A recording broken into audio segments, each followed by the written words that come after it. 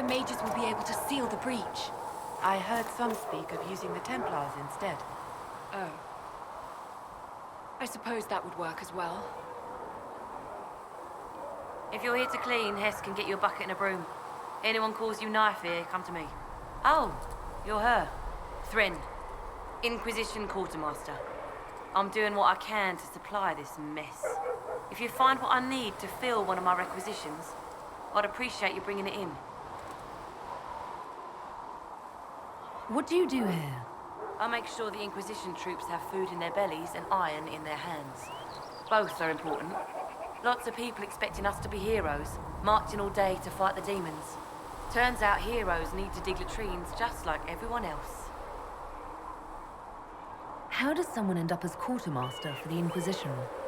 I served for Eldon under Ten Loghain MacTier, best commanding officer this world has ever seen. After they all turned on him at Denerim, though, there wasn't much use for people who held that opinion.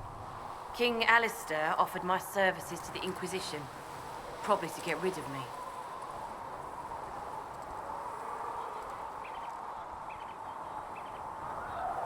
With that attitude, I can't imagine how you made enemies in Denerim. People just don't want to hear the truth. I was at Ostagar, and I know what really happened. King Cullen overextended his position, and the Grey Wardens were too late lighting the signal. Following the original plan would have gotten everyone killed. Ten Loghain made the right decision. I apologize. Sister Liliana told me I shouldn't talk about this.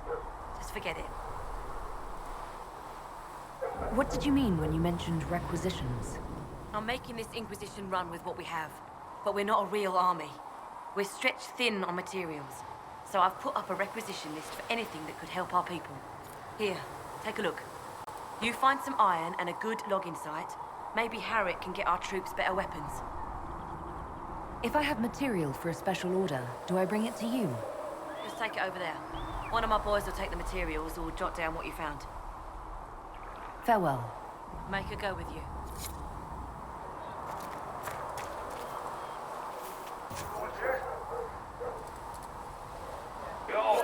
Thanks for checking anyway.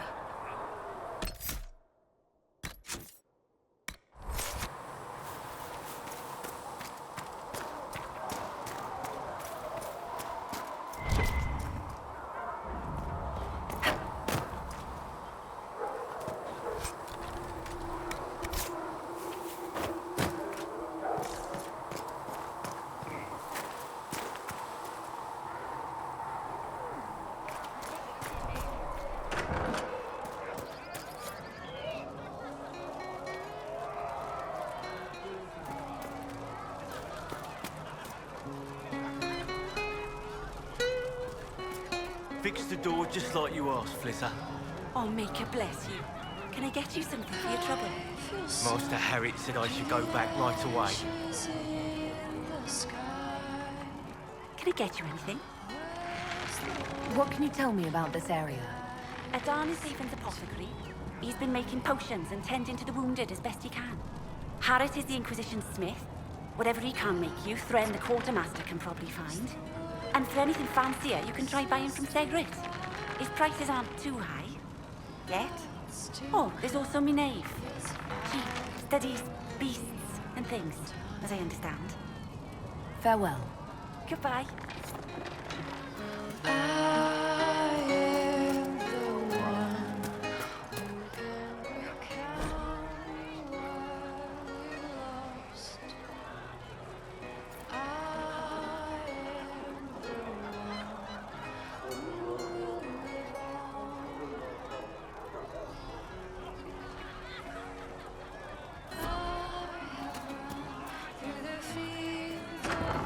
Breaker, I hope it's not me.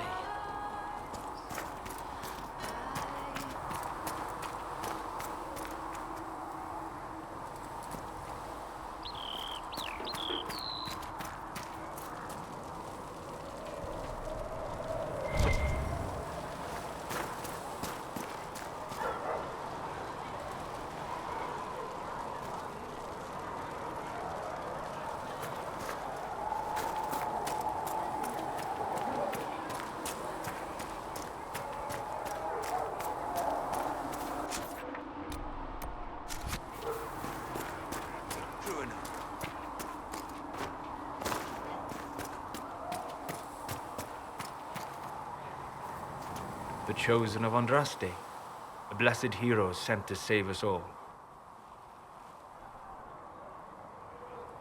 Am I riding in on a shining steed? I would have suggested a griffon, but sadly they're extinct. Joke as you will, posturing is necessary.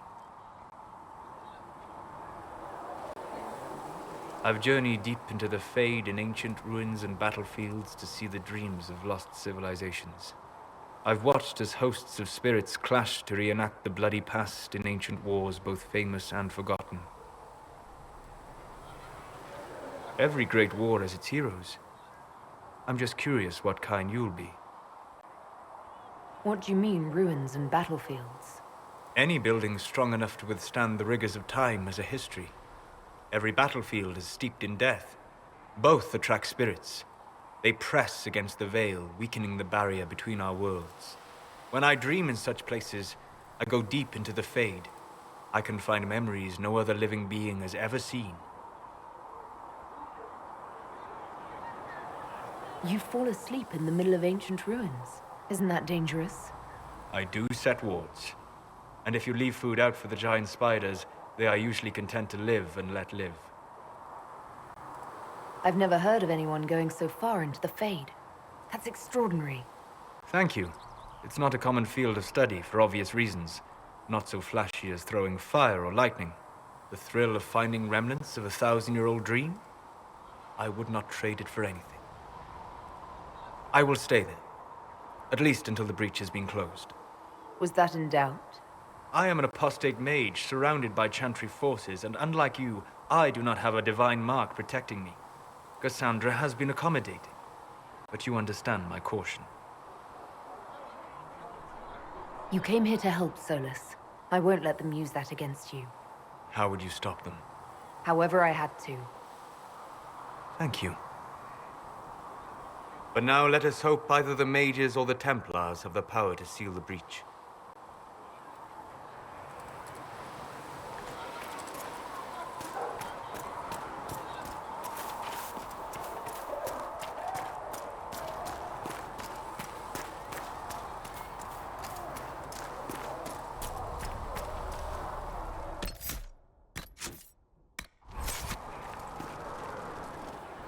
So, now that Cassandra's out of earshot, are you holding up all right?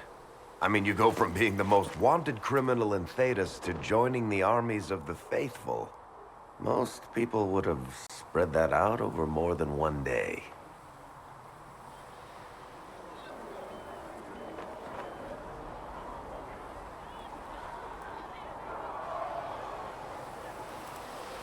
I don't even want to think about how many lives were lost on that mountaintop.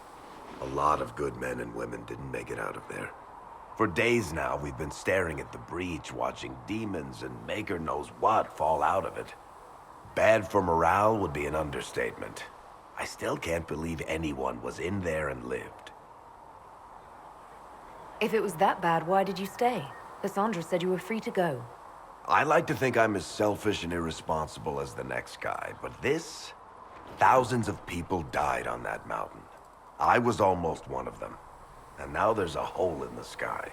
Even I can't walk away and just leave that to sort itself out. I'm still not sure I believe any of this is really happening. If this is all just the Maker winding us up, I hope there's a damn good punchline coming. You might want to consider running at the first opportunity. I've written enough tragedies to recognize where this is going. Heroes are everywhere. I've seen that. But the hole in the sky... that's beyond heroes. We're going to need a miracle.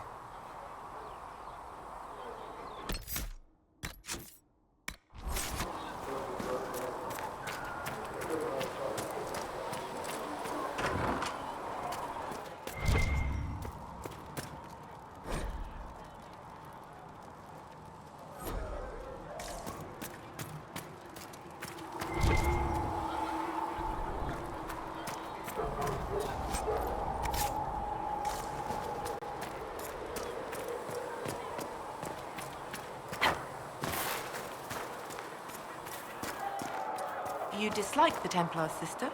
No, I know their purpose, but You remember, I once ministered in a circle chantry. Yes, I assumed you were used to having Templars around, keeping us safe from the mages. The mages in the circle followed the chant of light as faithfully as the Templars, sister. More faithfully than some Templars, even. Some of the things those Templars did when they thought I did not see. Too many wounded. Not enough bandages to go around. Start tearing up shirts, then. If the Inquisition can afford fancy new uniforms, it can afford bandages.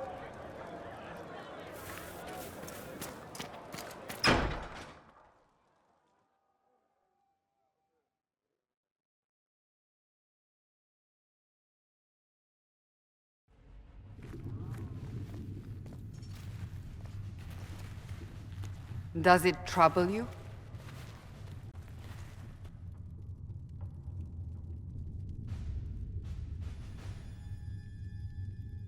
I just wish I knew what it was, or how I got it. We will find out. What's important is that your mark is now stable, as is the breach. You've given us time, and Solas believes a second attempt might succeed, provided the mark has more power. The same level of power used to open the breach in the first place. That is not easy to come by. Couldn't that kind of power just make things worse? And people call me a pessimist.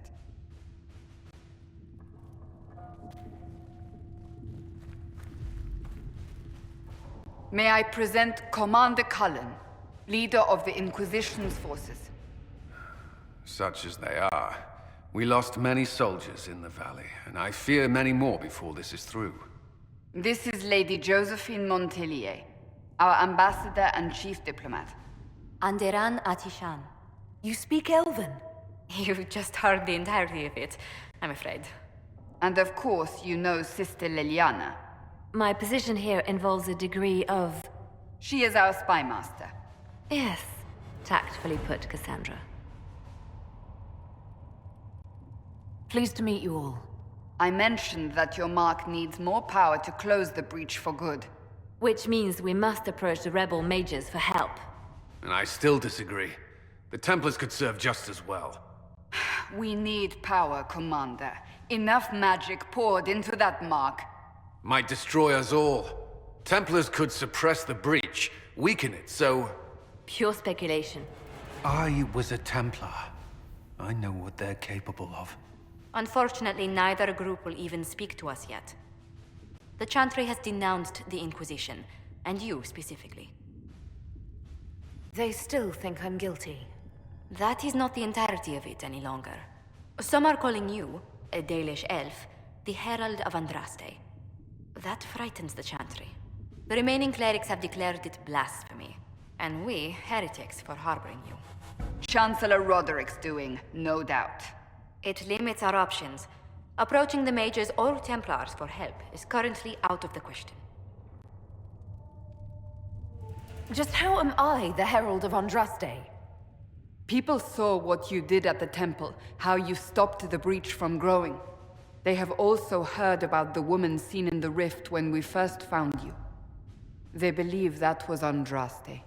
Even if we tried to stop that view from spreading... Which we have not. The point is, everyone is talking about you. It's quite the title, isn't it? How do you feel about that? It's a little unsettling. I'm sure the Chantry would agree. People are desperate for a sign of hope. For some, you're that sign. And to others, a symbol of everything that's gone wrong.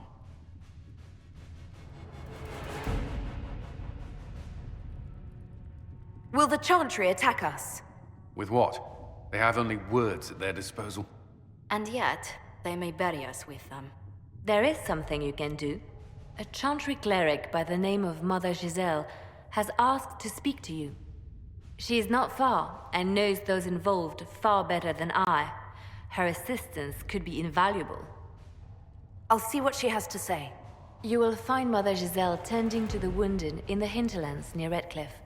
Look for other opportunities to expand the Inquisition's influence while you're there. We need agents to extend our reach beyond this valley, and you're better suited than anyone to recruit them. In the meantime, let's think of other options. I won't leave this all to the Herald.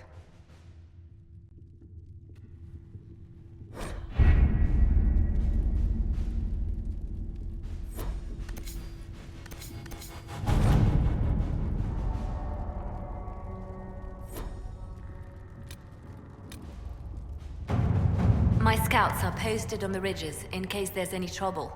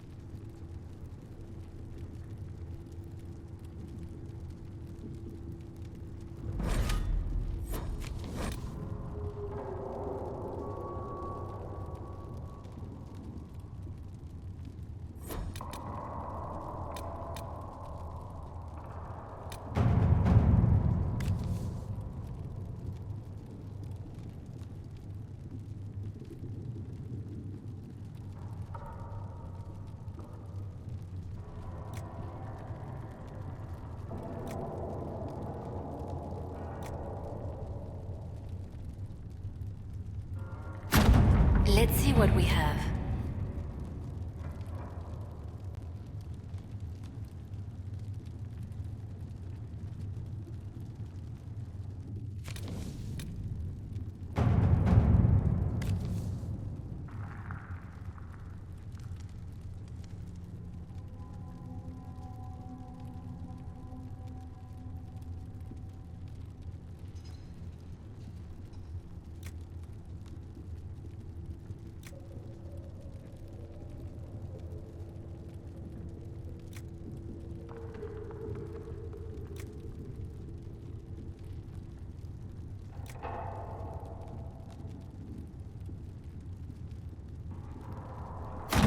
To work?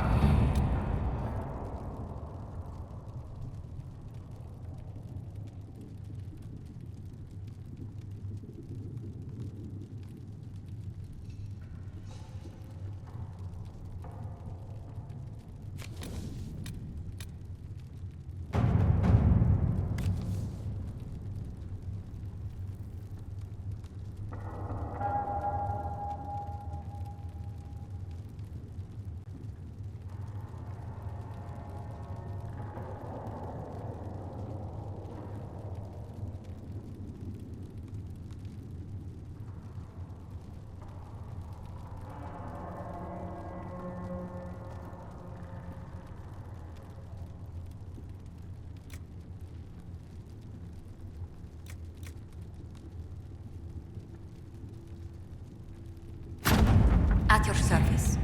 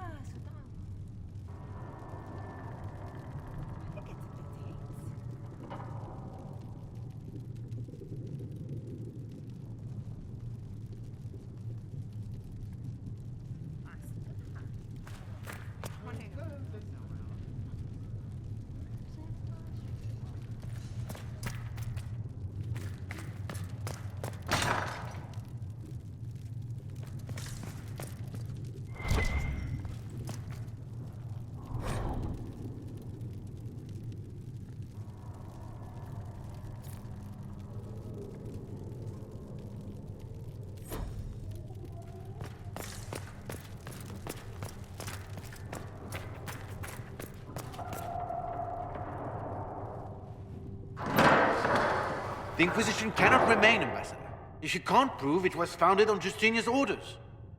This is an inopportune time, Marquis. More of the faithful flock here each day. But allow me to introduce you to the brave soul who risked her life to slow the magic of the breach.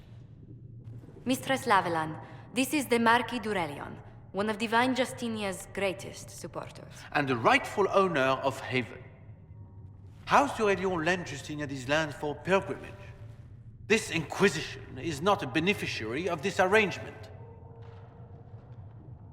This is the first I've heard of Haven having an owner outside the Chantry. My wife, Lady Machin of Denham, has claimed to Haven by ancient treaty with the monarchs of Ferelden.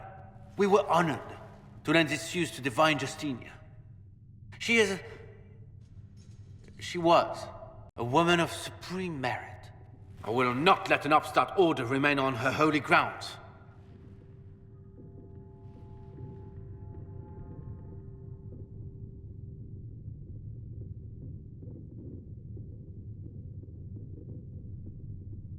Interesting, considering the Inquisition was begun by the left and right hands of the Divine. I've seen no written records from Sister Liliana or Seeker Penticus that Justinia approved the Inquisition. If you won't take her at her word, I'm afraid Seeker Pentagast must challenge him to a duel. What? It is a matter of honor among the Navarrans. Shall I arrange the bout for tonight? No. Perhaps my reaction to the Inquisition's presence was somewhat hasty. We face a dark time, Your Grace. Divine Justinia would not want her passing to divide us. She would, in fact, trust us to forge new alliances to the benefit of all, no matter how strange they might seem.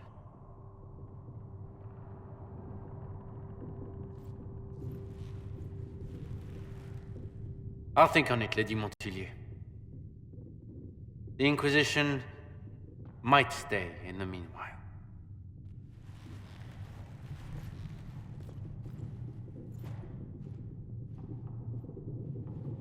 Do the d'Aurelians actually have a claim on this place?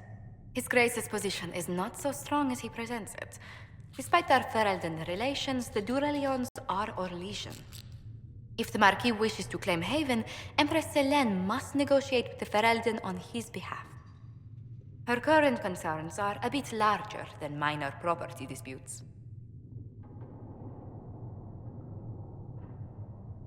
I'm so pleased the Marquis isn't tossing us out into the cold. His Grace is only the first of many dignitaries we must contend with. You expect more people in Haven? Undoubtedly. And each visitor will spread the story of the Inquisition after they depart. An ambassador should ensure the tale is as complimentary as possible.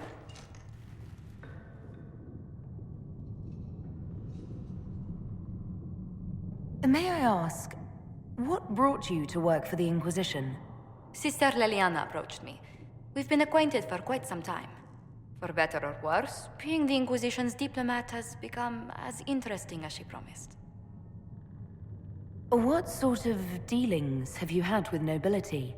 For some years, I was the royally appointed court ambassador from Antiva to Orlais.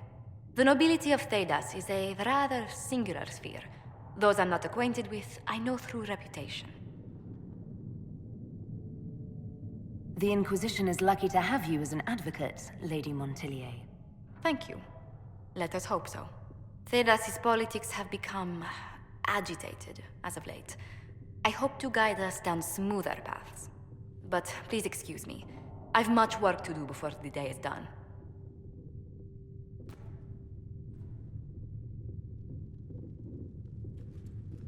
What may I do for you? How do you and Liliana know each other? We moved through similar circles in Orlais. I believe we actually met in Val Royaux. Liliana was quite an accomplished player of the game by then. What exactly do you mean when you say the game? Forgive me. The game refers to the slow duels of influence among the noble and powerful of Orlais. It's a rather light-hearted name for the matter, but Orlesians are fond of playful touches.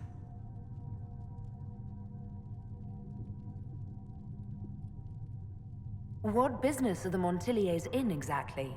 We began as merchants. My ancestors founded the first trade routes to Rivain. We once sent entire fleets across the Waking Sea. But not anymore. No. These days, our vessels are a touch more modest. What did you do before coming here? I had the great honor of serving Antiva's crown as ambassador to Orlais. I'm also first in line to become the head of House Montilier, though my siblings attend to our mercantile affairs. How strong are your past loyalties? I would never have given up my position if I did not intend to fully commit to the Inquisition. We cannot fall back on borders. Antiva is as threatened as any country by the rebellions. If anything, the alliances I forged there may help our current cause. Do you think the Inquisition will continue after we seal the breach? If we prove ourselves by healing the breach, people may turn to us for other things. Protection, counsel, justice. The Inquisition offered these once to those in need. Tell me, do you believe I was saved by Andraste at the Temple of Sacred Ashes? I should much like to believe so, Your Worship. The miracles Andraste performed were so long ago, they're difficult to picture. If it were truly her and the Fate who saved you... Well, in any case, many already believe you walk in the Maker's light. Let's speak later. Goodbye.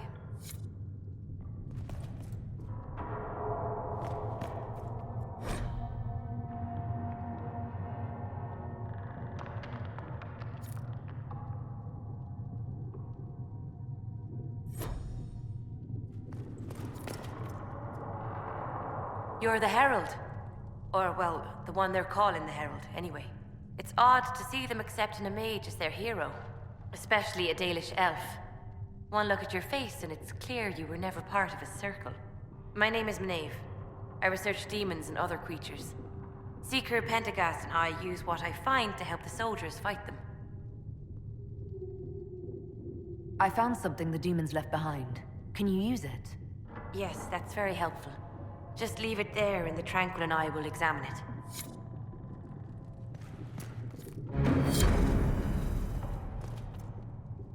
You've brought back some fascinating things. We're putting them to good use. You said you were a mage? No, just an apprentice. Circle mages must prove themselves in a ritual called the Harrowing.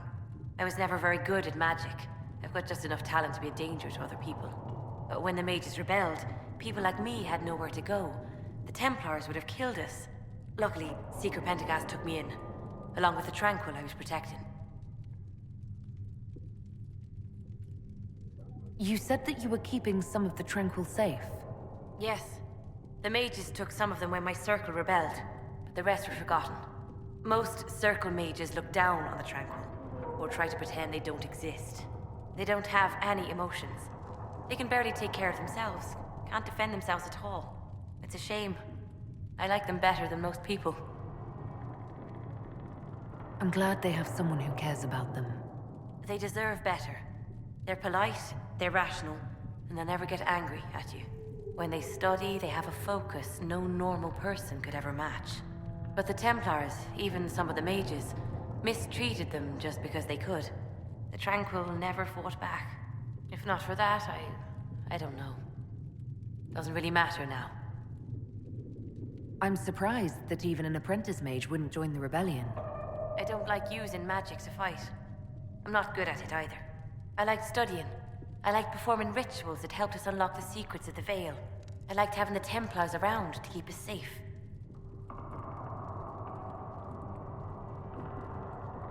You might have done well among the Dalish. Our mages are encouraged to study safely. Fenrir will take the Dalish. Don't let my lack of Valisline fool you, Lavellan. I was a proud member of my clan until my magic manifested. You know what happens when they have too many mages. But they gave me a pack and sent me into the woods to find my own life. I was 7 years old. I'm so sorry. I stumbled into a village, starving and cold, a few weeks later. I started using magic to scare predators away. The villagers saw me make fire in my fist. They were terrified and wanted to kill me. Templars saved me from them. They gave me food and clothes and took me to the Circle. I've seen what life is like without the Templars, and I want no part of it. I just want to study. You said Cassandra has you researching creatures. Yes. If you find anything interesting in your travels, I'd appreciate you bringing it to me. I may be able to find some weakness our soldiers can exploit when fighting various creatures. At the least, some materials are useful for making potions or gear for the Inquisition. Why did you decide to research dangerous creatures? I like the outdoors. The idea of the outdoors, anyway. When some monster is coming at you, glowing eyes and burning claws, it's terrifying. But once you know how it works, you can deal with it. It's just another part of the world. So much of this world is only frightening because we don't understand it. I'll speak with you later.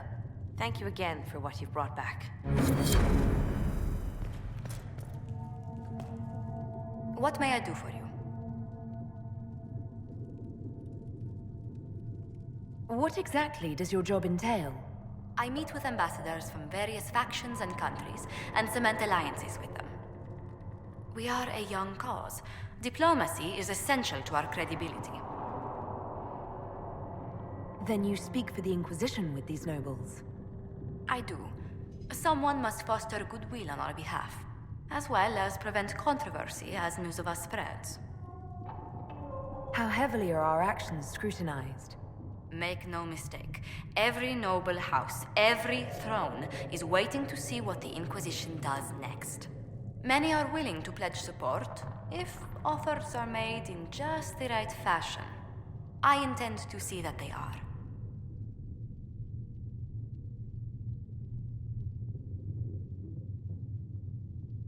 Tell me how you came to work for the Inquisition again.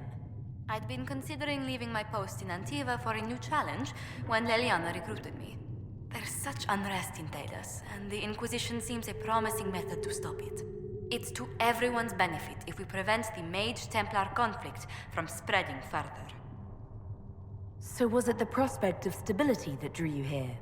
The full impact of the Mage Rebellion has yet to be felt, and that was before the death of the Divine. The violence must be curbed before we see it turn to full-scale war. I can only imagine the bloodshed if it escalates further. I'm afraid history holds many examples of what will happen if it does. What do the people make of us? Despite our fame, we're low on steadfast allies. We must aim for more. Any visiting dignitaries I should watch out for? Sir Griffith of Denerim, a most distinguished knight of the realm. He's defeated darkspawn, slain demons, chased down abominations. Just don't ask him about it over dinner. He spares no detail.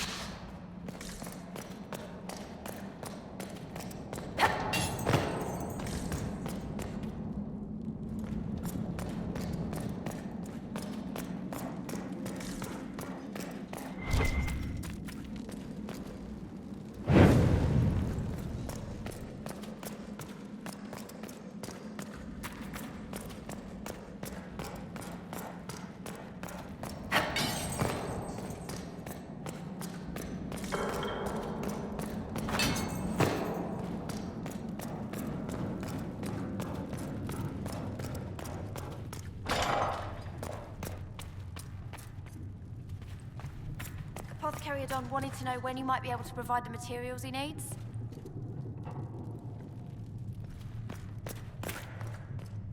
No, it's fine. Just tell him we'll have it for him as soon as we can.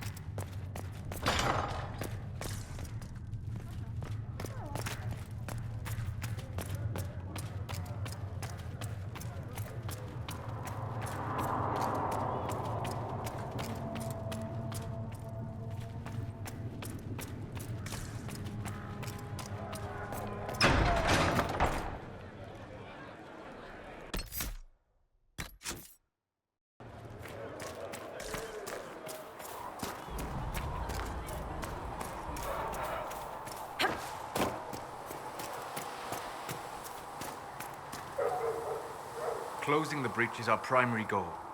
But I hope we might also discover what was used to create it. Any artifact of such power is dangerous. The destruction of the Conclave proves that much.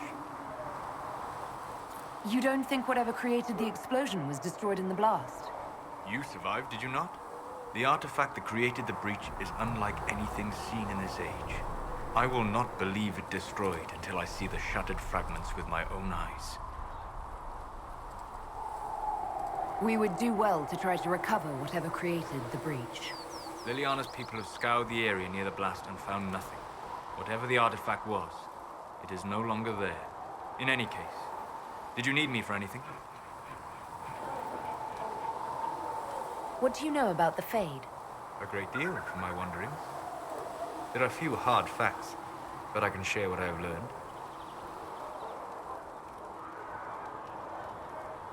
I'd like to know more about demons.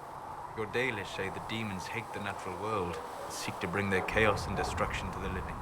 But such simplistic labels misconstrue their motivations, and in so doing, do all a great disservice. Spirits wish to join the living, and a demon is that wish gone wrong. Is there a way to coexist? To live with them?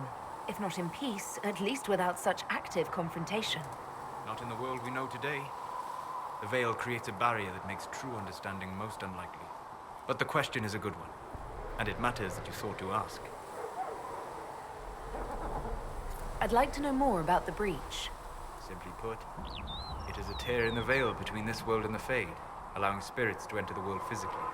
Small tears occur naturally when magic weakens the veil, or when spirits cluster at an area that has seen many deaths. But your mark allows you to exert some control over the breach. That means it was created deliberately. I'd like to know more about the veil. Circle mages call it a barrier between this world and the Fade. But according to my studies in ancient elven lore, that is a vast oversimplification. Without it, imagine if spirits entered freely. The Fade was not a place one went, but a state of nature like the wind. It sounds like it would be wonderful. And dangerous. But yes, a world where imagination defines reality. Where spirits are as common as trees or grass. Instead, spirits are strange and fearful. And the Fade is a terrifying world touched only by mages and dreamers. I am glad that I'm not alone in seeing the beauty of such a world, along with the obvious peril. We'll talk later. Goodbye.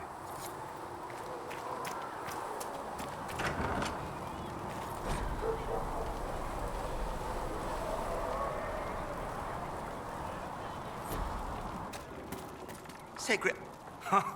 Look who's back from the dead. Again. I don't recall meeting you before. I'd be surprised if you did. You weren't particularly coherent. Someone had to patch you up after you staggered out of making those wear, though. So, you're welcome. I didn't realize. Thank you. Yeah. Well, you can pay me back by fixing the world. Name's Adon. I'm in charge of keeping our little band here stocked with potions and elixirs. Not that Seeker Pentagast seems to care whether we've got the supplies to actually do that.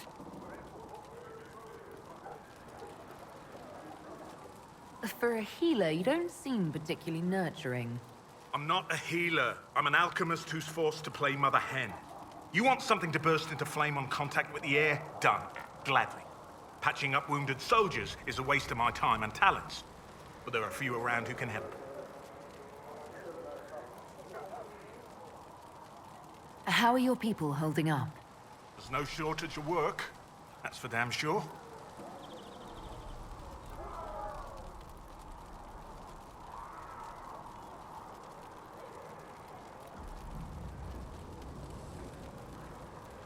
How do I go about having potions made? Just take a look there and tell me what you'd like. Find a recipe for something better, I can make that too. You're back. And in one piece. Is there anything I can do to help out? We're fine as far as raw labor goes. You've more important things to do than tend to me. I only wish I'd been able to find Master Tajin's notes. Old bastard was working on something special. He died at the Conclave, and his notes weren't here. Been too busy dealing with the wounded to look for them.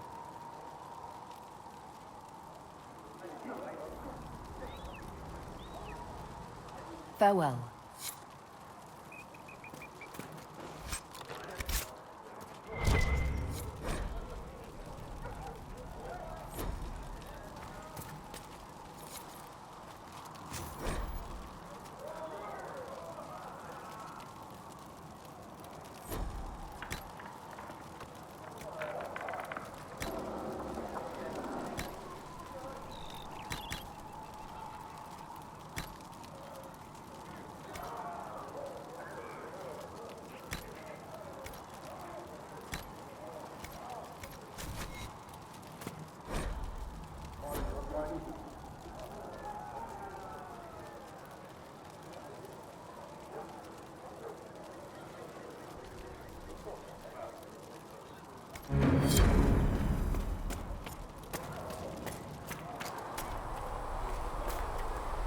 Greetings.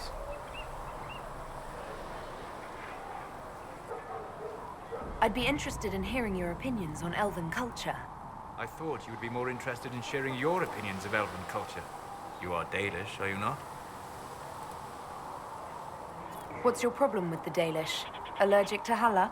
They are children acting out stories misheard and repeated wrongly 1,000 times. Oh, but you know the truth, right?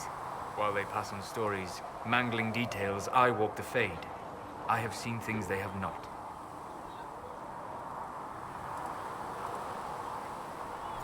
Fine, you think we're terrible.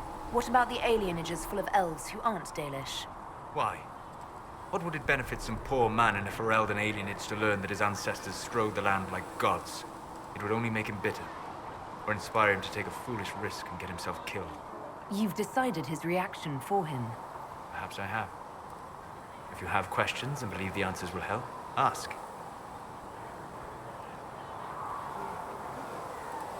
I'd like to know more about the elves from before our time.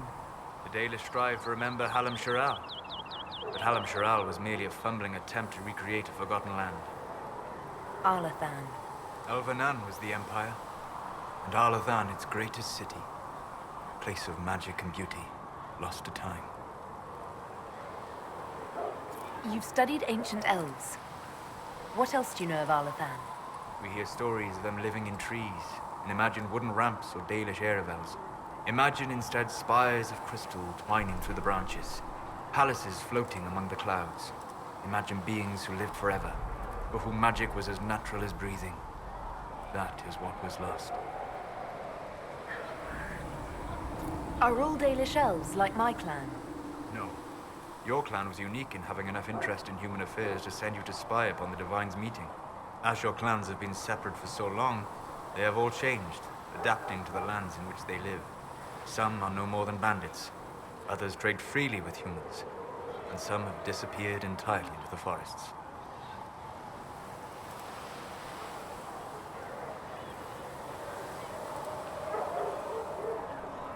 What can you tell me about elves living in human cities? The culture in alienages or among the slaves of Tevinter is like any of the impoverished and powerless. They cling to memories of a better past, and practice a few rituals to distinguish themselves from humans.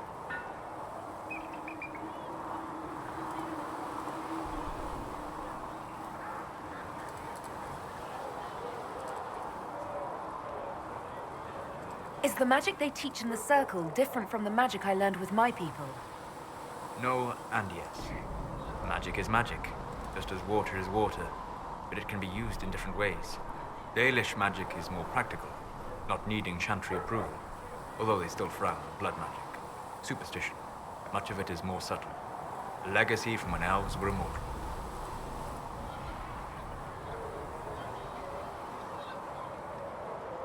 The legends of elven immortality. Did they use magic to increase their lifespan? No. It was simply part of being elven. The subtle beauty of their magic was the effect, not the cause of their nature. Some spells took years to cast. Echoes would linger for centuries, harmonizing with new magic in an unending symphony. It must have been beautiful. You said that the censure against blood magic was a superstition. I did. It's fortunate Cassandra is not within earshot. Most modern cultures forbid blood magic. Publicly, even Tevinter disapproves of it. But as I said, magic is magic. It matters only in how it is used.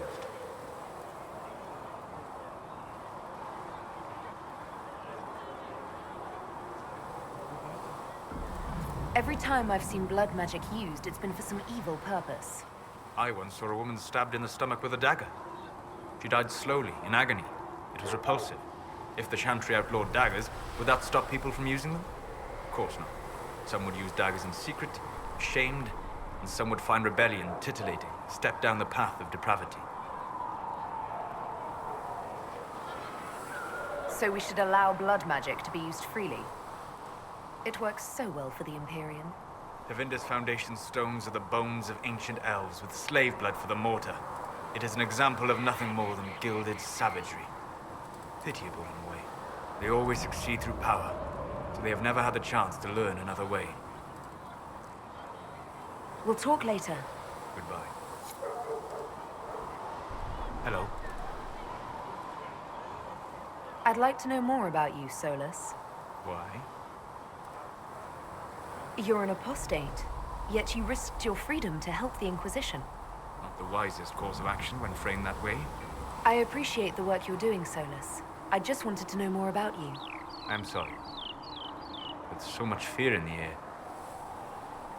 What would you know of me? What made you start studying the Fade? I grew up in a village to the north.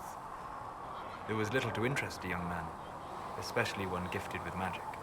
But as I slept, spirits of the Fade showed me glimpses of wonders I had never imagined. I treasured my dreams. Being awake, out of the Fade, became troublesome.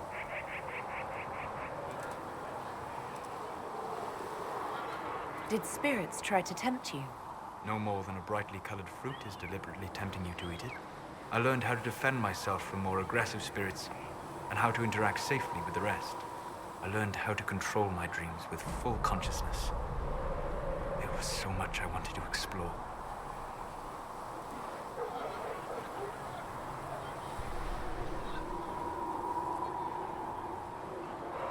I gather you didn't spend your entire life dreaming. No. Eventually, I was unable to find new areas in the Fade. Why? 2 reasons. First, the Fade reflects the world around it. Unless I traveled, I would never find anything new. Second, the Fade reflects and is limited by our imaginations. To find interesting areas, one must be interesting. Is this why you joined the Inquisition? I joined the Inquisition because we were all in terrible danger. If our enemies destroyed the world, I would have nowhere to lay my head while dreaming of the Fade.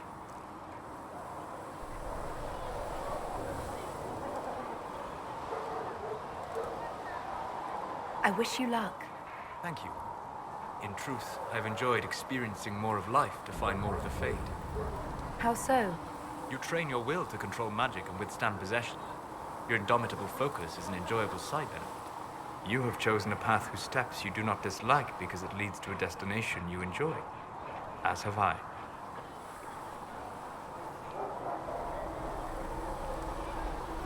Indomitable focus?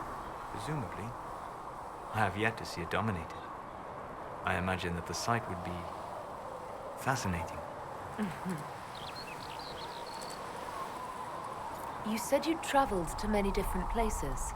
This world, or its memory, is reflected in the Fade. Dream in ancient ruins, and you may see a city lost to history. Some of my fondest memories were found in crumbling cities, long picked dry by treasure seekers, the best of the battlefields. Spirits press so tightly on the veil that you can slip across with but a thought. Any place in particular? I dreamt at Ostagar. I witnessed the brutality of the Darkspawn and the valor of the Ferelden warriors. I saw Alistair and the hero Ferelden light the signal fire, and Logain's infamous betrayal of Caelan's forces. I've heard the stories. It would be interesting to hear what it was really like. That's just it. In the Fade, I see reflections created by spirits who react to the emotions of the warriors. One moment, I see heroic wardens lighting the fire, and a power-mad villain sneering as he lets King Caelan fall. The next, I see an army overwhelmed and a veteran commander refusing to let more soldiers die in a lost cause. And you can't tell which is real? It is the Fade. They are all real.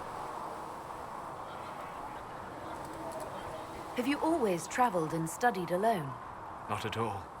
I have built many lasting friendships. Spirits of wisdom, possessed of ancient knowledge, happy to share what they had seen. Spirits of purpose helped me search.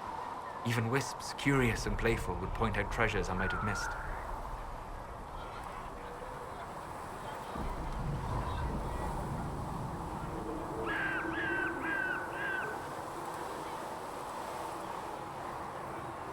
I don't know of any spirits by those names.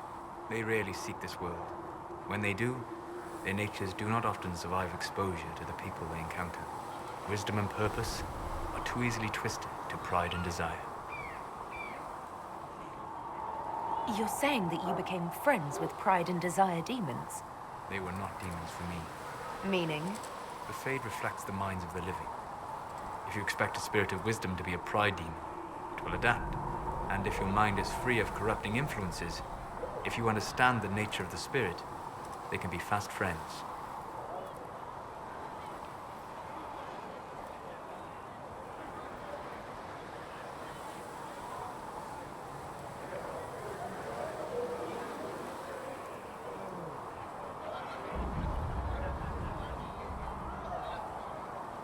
You trust these spirits not to possess you the first time you accidentally make a wish? Do you trust your friends not to turn on you? Well, yes, but they're people. Ah, of course. You know what I mean. Are people only people because they are flesh and blood? Is Cassandra defined by her cheekbones and not her faith? Varric by his chest hair and not his wit? You have an interesting way of looking at the world, Solus.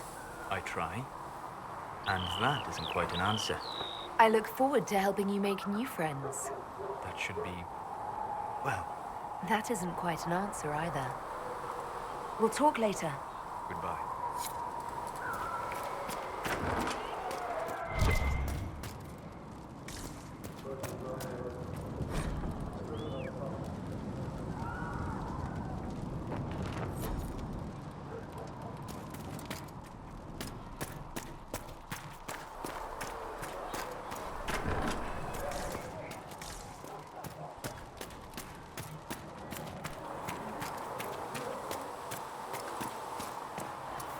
Have you heard about the refugees out in the hinterlands, near Redcliffe? Hard going. The mages and the Templars put a lot of people out of their homes. At least Mother Giselle is there to help. I think food and clothing would help more than prayers.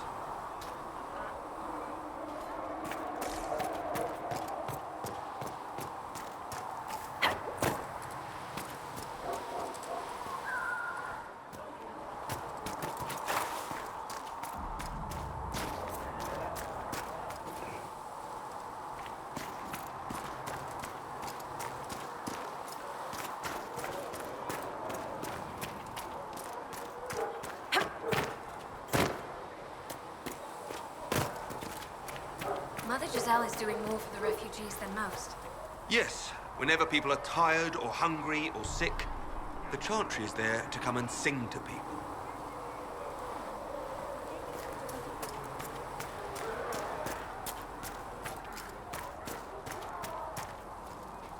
Need something? I read your Tale of the Champion, and I have a few questions. That's a pretty common reaction. Go ahead. In the book, you say that first Enchanter Orsino turned himself into a giant monster made of corpses. How? Why? Do I look like an expert on magical weirdness to you? Well, I can't tell you how. For the why, all I can say is he was desperate. There's no way Hawk really could have killed the Arashok. It would have started a war with the Kunari. I was told later that the Kunari disavowed his actions. Apparently, the Arashok didn't get permission before he attacked Kirkwall, and the Qun didn't want another exalted march. When they finally sent a ship to haul the Red Dreadnought away, they just said, "We will never speak of this again." As far as I can tell, that's the Qun's version of an apology. Where are the rest of Hawk's associates now? Meryl decided to look after the elves left homeless by the fighting. She's done a pretty good job of keeping them away from the mages and Templars, so far. I guess she has plenty of practice avoiding stupid human battles with her old Dalish clan. Fenris has kept himself busy, hunting down the Tevinter slavers who came south to prey on the refugees. I'm not sure exactly where he is at the moment. You can usually follow the trail of corpses, though. Isabella went back to the Raiders. She's calling herself an admiral now. I don't know if she's actually in charge or just has a really big hat. Might be the same thing, honestly. Sebastian went back to Starkhaven. I'm sure he's boring all sorts of people there. Hawk's little brother was off on some warden business near the Anderfell's border last I knew. Aveline is still guard captain. I'm pretty sure Kirkwall would fall into the sea if she quit her job. Need something? Can I ask you something, Varric? You want to talk about me? I'm flattered. Also inclined toward extravagant lies. Are you from Ferelden? Orlais? Free marches, born and raised in Kirkwall. And despite whatever you've heard, no, Kirkwall's not that bad. I'm not clear on your line of work. You're a merchant? I'm a businessman. My family has a seat in the Dwarven Merchants Guild. Merchants buy and sell goods. Businessmen buy and sell stores. In my spare time, I manage a spy network, and occasionally, I write books. If you've run a spy network, why is Leliana our spy master? To be honest with you, she's just a better spy master. The truly great ones can keep their distance. They don't get attached to their people. Me, I always wind up babysitting my informants and worrying about their families. We're in better hands with her.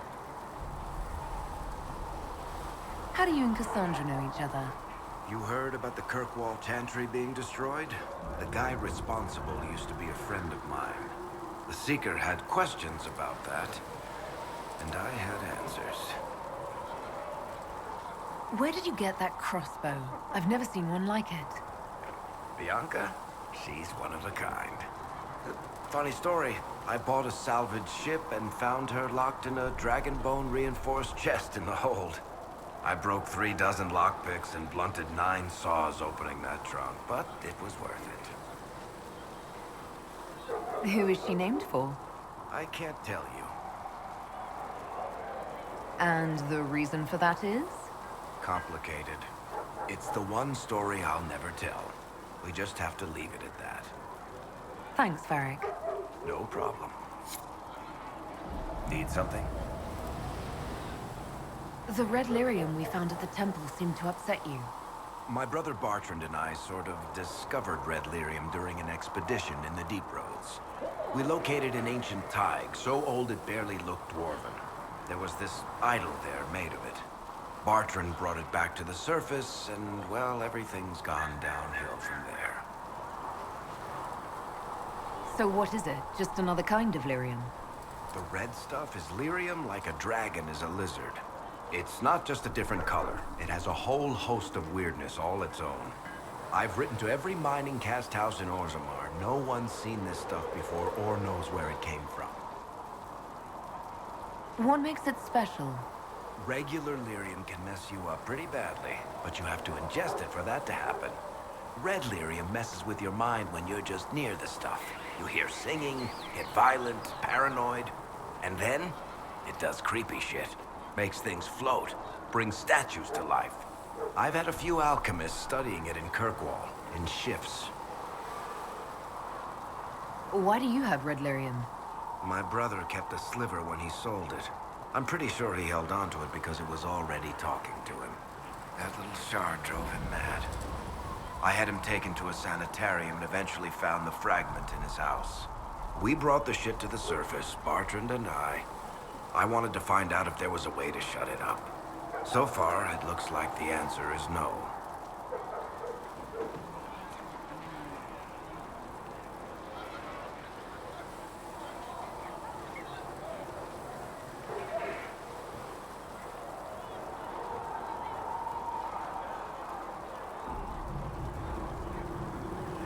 If red lyrium is as dangerous as you say, why'd you keep it? I've heard that shit singing to me. I know better than anyone how bad it is. In Orzammar, miners keep regular, non-crazy raw lyrium in special lead-lined containers. Actually, it's a huge secret how they're constructed. Keeps surface folk from horning in on the lyrium trade. I pulled a lot of strings and got a smith to build me 4 of them nested inside each other. Nobody gets to study it up close for more than an hour, and they have to wait a week between shifts. I think that's enough on red lyrium. Yeah, not really my favorite subject.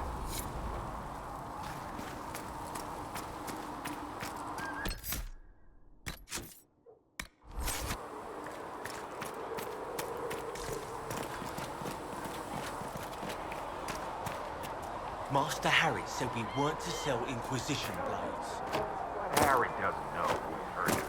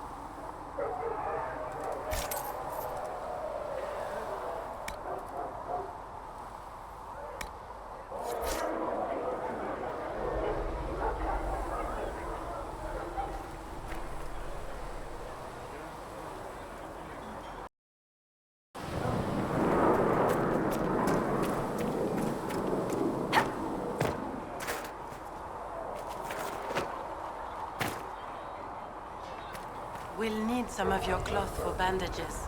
And how much is Mother Giselle willing to offer? Can you really put a price on the love of Andraste? Ah, you're awake and out of Lady Cassandra's clutches. And I slipped that, young elven lass good coin to tell me when you came back to us. No matter, no matter. Segritt, honored to meet you. Thank you for all you've done, and hopefully will still do. What do you think I'll be doing, exactly? Word's already spreading, and if anyone could close that blighted thing in the sky, it's you. Anything you need is yours. For a reasonable price, of course. Supplies are a little tight, given the circumstances. What kind of person stays to run a shop at a time like this? The kind with nowhere else to go. Those blasted demons destroyed most of my goods. If I stay here, work some contacts, I can start rebuilding. Maybe, just maybe, help you folks out in the process. You must speak with most everyone here. How are people doing? Hope and fear in equal measure. No one really knows what it means when an Inquisition is called. Yet. I imagine it's no better for you. You've got my sympathies, for what it's worth. Can I see what you have for sale? Of course. My wares are at the table.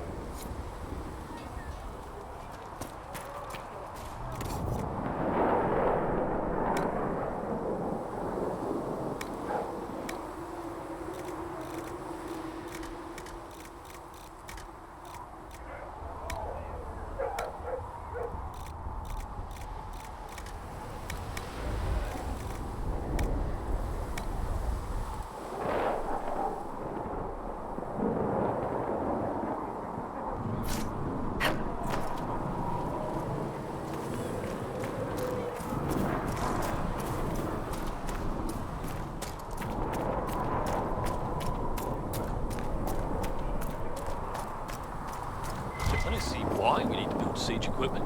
We're not laying siege to anything. That's an excellent point, Recruit. But if someone comes to lay siege to us, perhaps it will be best for us to have some means to fight back. Yes, sir. Sorry, sir.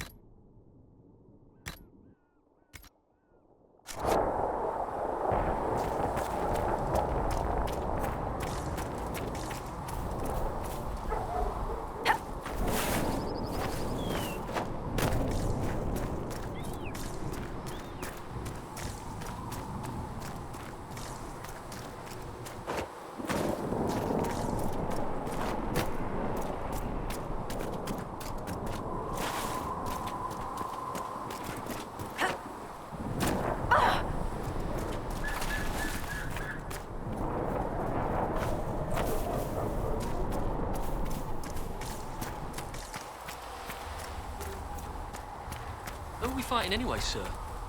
I've heard it was mages, demons. No one really knows. That's the Maker's truth. All you need to know is that we're holding this place against whoever comes to take it.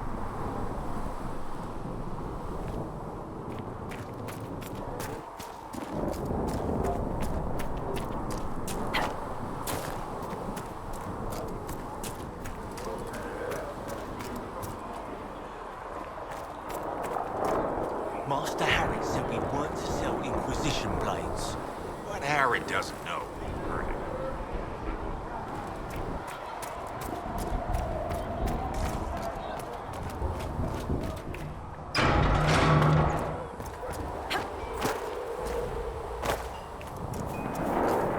If the Inquisition wants to field a decent cavalry, it needs better horses.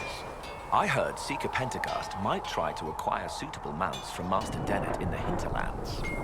Oh, and who are you to be fishing around for what the higher-ups are doing? Back in Ansburg, my uncle was 5th Praetor.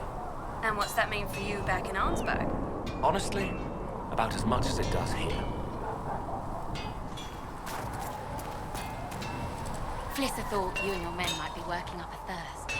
She sent me over to see if you needed anything. We're fine, thank you.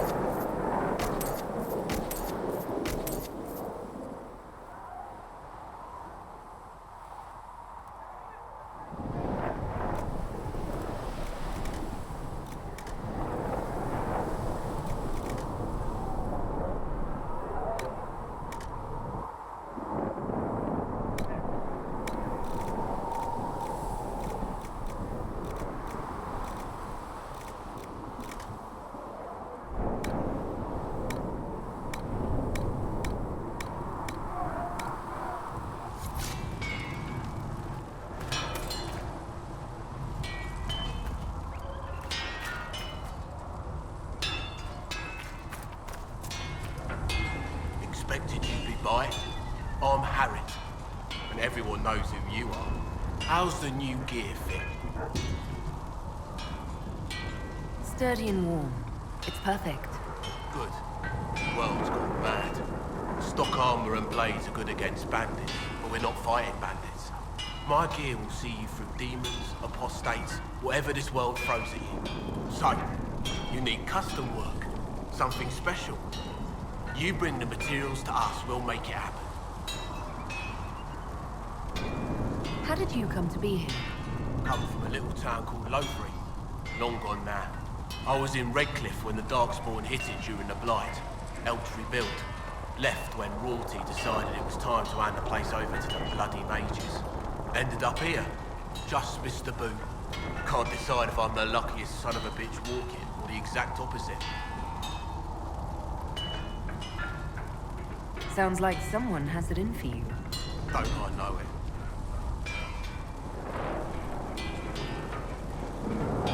Who outfits the Inquisition's soldiers? Not me. I've got work to do. Can't be passing a sword to every blighter who signs up. If you want to help the troops, talk to Thred, the quartermaster. She'll set up requisitions.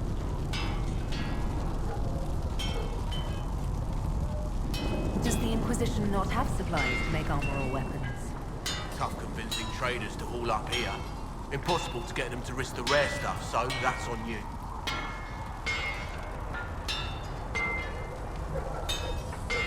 What can you and your team make here? Arms and armor. We work irons a blighted dragon bone if you've got it. Our designs are simple, but they get the job done.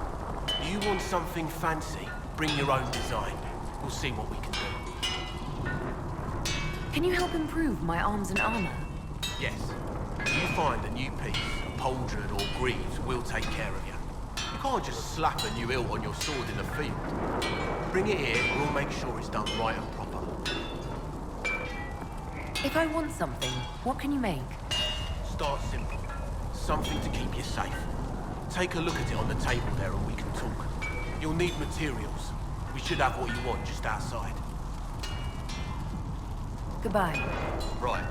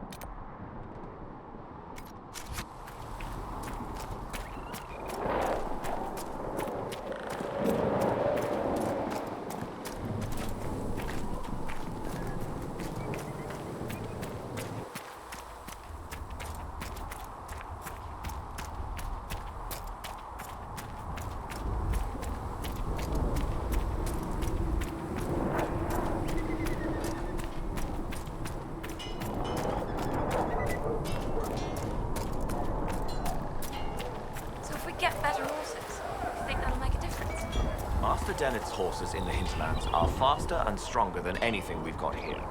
A good horse can make all the difference. The mare I grew up with saved my life. She died when the demons attacked. I'm sorry. Feels silly to mourn a horse, with all the people we've lit pyres for. Well, like you said, a good horse can make all the difference.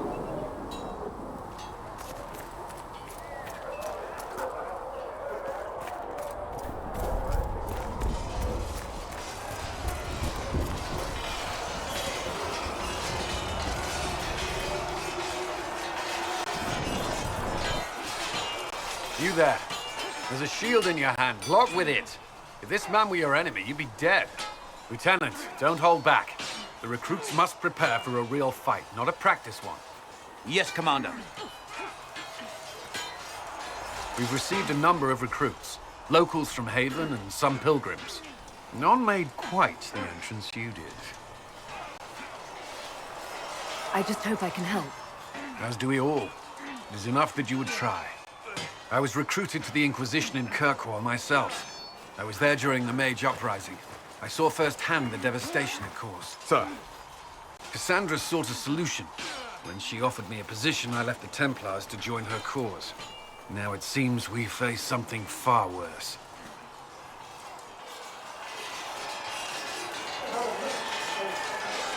The Conclave destroyed a giant hole in the sky. Things aren't looking good. Which is why we're needed. The Chantry lost control of both Templars and Mages. Now they argue over a new Divine while the breach remains.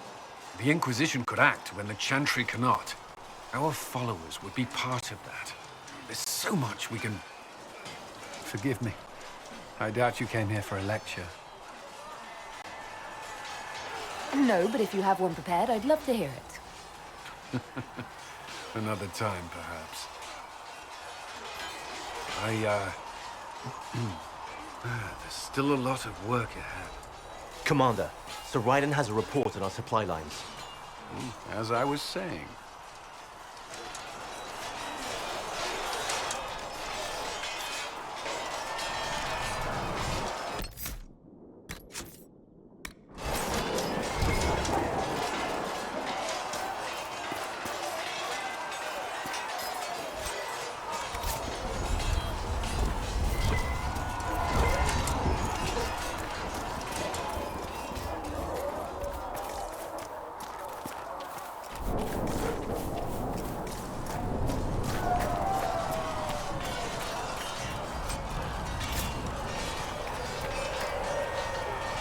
Something you need.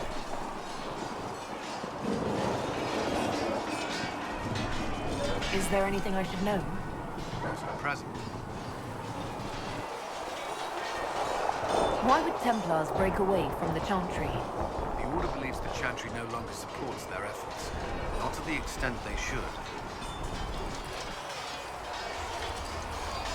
But the Templars have served the Chantry for ages. In that time, they've come to take the Order's services for granted. Templars risk their lives against blood magic, demons, abominations, to feel as if those efforts are dismissed. I may disagree with the Order's actions, but I'm here as proof of that. I sympathize with their frustrations. I'd like to know more about the Templars. If you need insight into what the Order is doing now, I'm afraid I can't offer more than you already know. Anything else, I will answer as best I can. Why did you join the Order? I could think of no better calling than to protect those in need. I used to beg the Templars at our local Chantry to teach me. At first, they merely humored me. I must have shown promise, or at least a willingness to learn.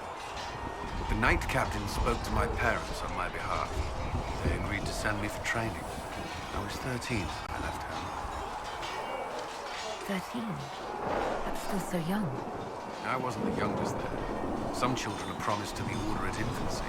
Still, I didn't take on full responsibilities until I was 18. The Order sees you trained and educated first. And what about your family? Did you miss them?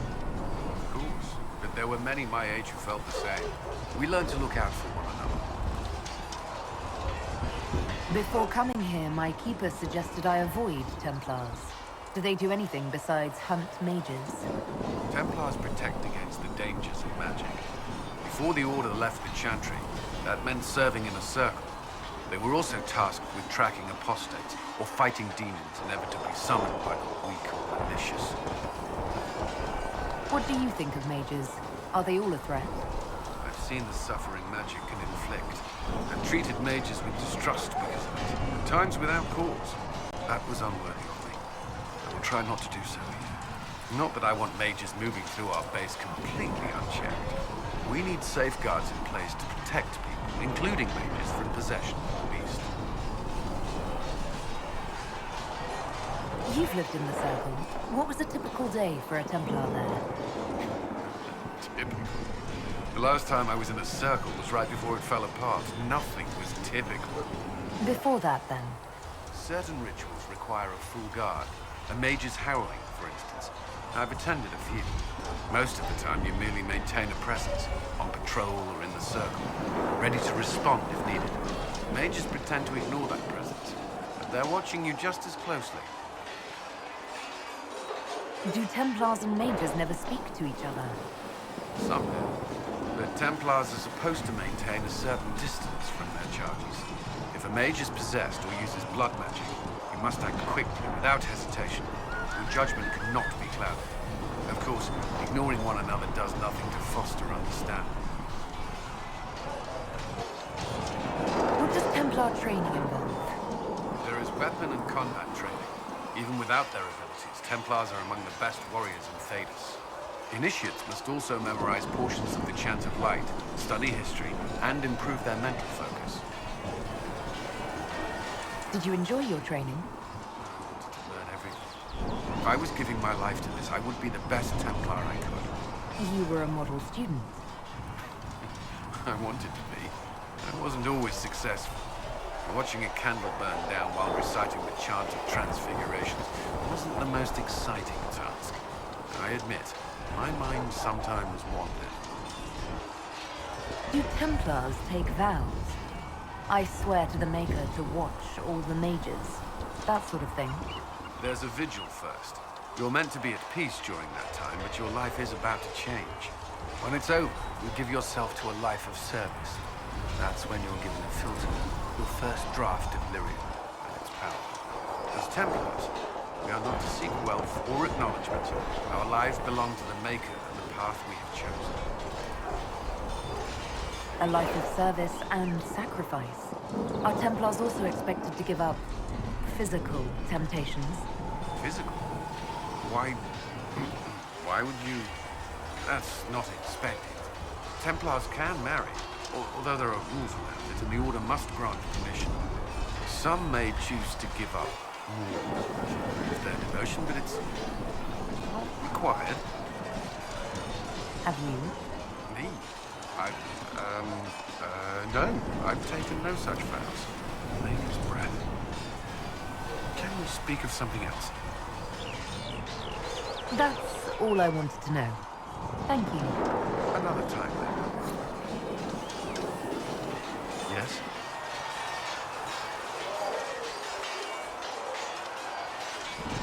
I should get to know you better. We are working together after all. I'd like to know. All right. Where are you from?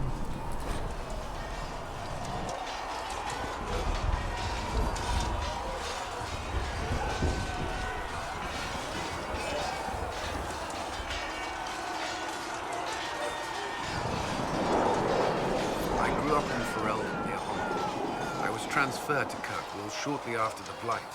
This is the first I've returned in almost 10 years.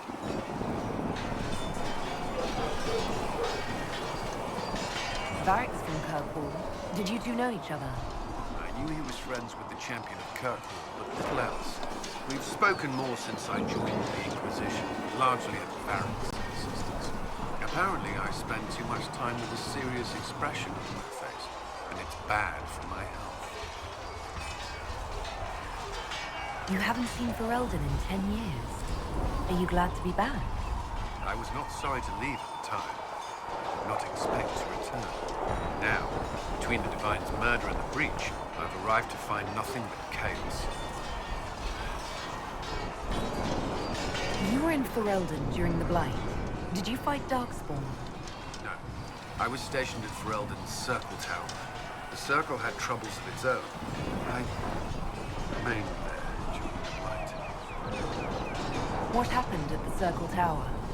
You who survived the Blight have fond memories of that time. I prefer not to speak of it. What was Kirkwall like? While I was there, Canary occupied and then attacked the city. The Viscount's murder caused political unrest. Relations between mages and Templars fell apart. An apostate blew up the Chantry, and the Knight Commander went mad. Other than that, it was fine. What happened between Kirkwall's mages and Templars? You were at the Conclave.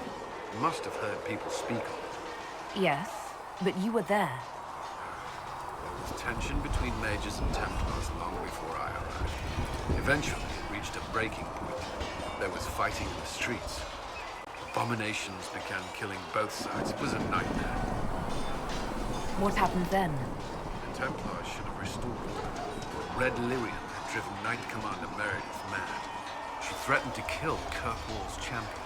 Turned on her own men. I'm not sure how far she would have gone. Too far.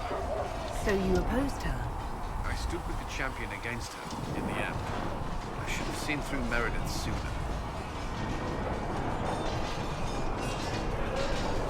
I'll let you return to your work. I'm sure you have other matters to attend.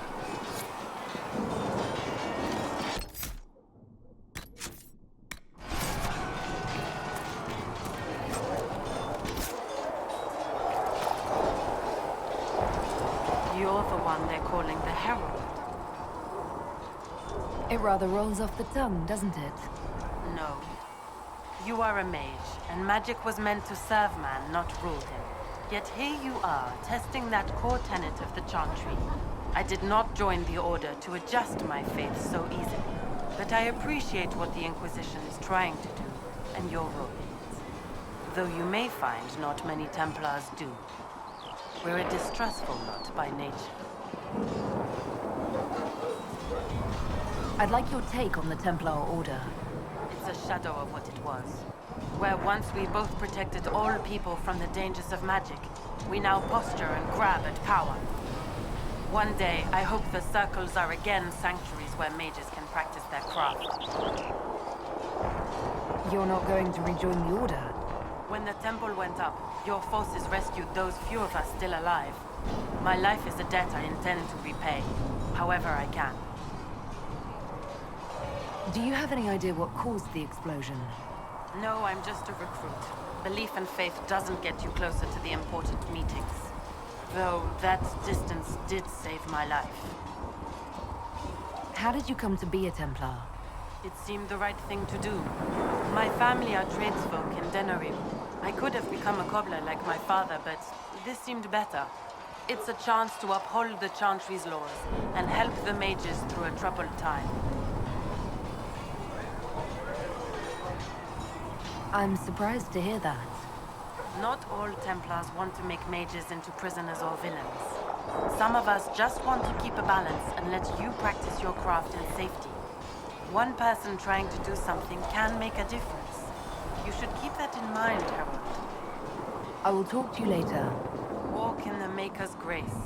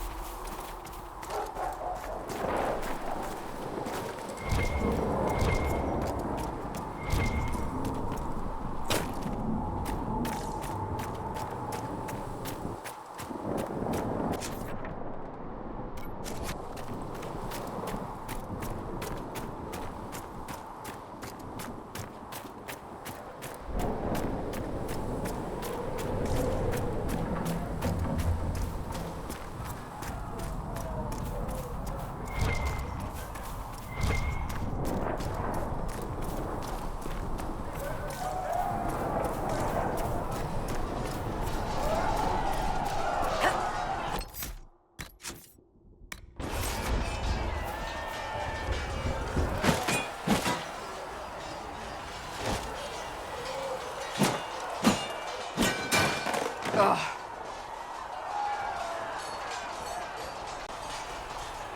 You're kind of a force of nature, aren't you? When I need to be. It's impressive. You flatter me. I'm trying. Did I do the right thing? What I have set in motion here could destroy everything I have revered my whole life. One day they may write about me as a traitor, a madwoman, a fool, and they may be right. What does your faith tell you? I believe you are innocent. I believe more is going on here than we can see.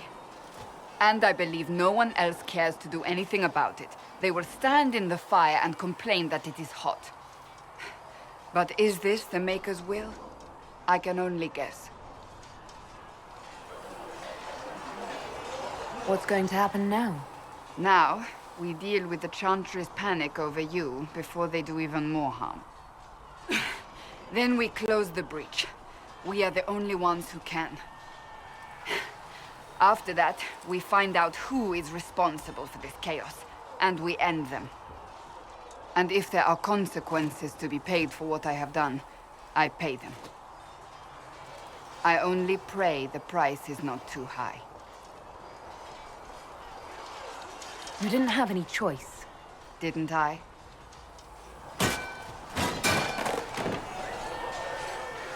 My trainers always said, Cassandra, you are too brash. You must think before you act. I see what must be done, and I do it. I see no point in running around in circles like a dog chasing its tail. But I misjudged you in the beginning, did I not? I thought the answer was before me, clear as day. I cannot afford to be so careless again. It wasn't like you had no reason to suspect me. I was determined to have someone answer for what happened. Anyone.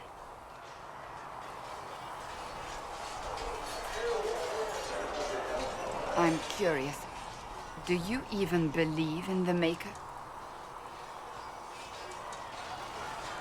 I'm Dalish. I believe in our own gods. And there's no room among your gods for one more? I suppose it doesn't matter now.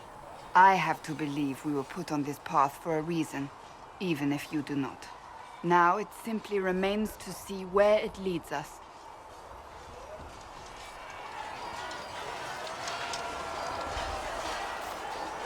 It occurs to me I don't actually know much about you. What do you want to know? I'm not sure. Where are you from? My clan never stayed in one place for long, though we primarily roamed the free marches. Oh? I didn't think your people roamed that far north. But clearly I'm mistaken. I'm told some members of your clan might still be alive. Do you intend to go back?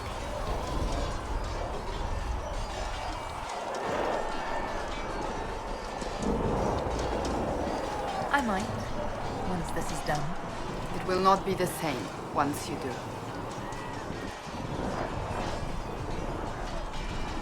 May I ask you about the Chantry? It is difficult to say what becomes of the Chantry now. They have no Templars, no leadership, and no one left who is worthy of succeeding the Divine. It has fallen apart when everyone needs it the most. I ache to think what this will mean in the days to come.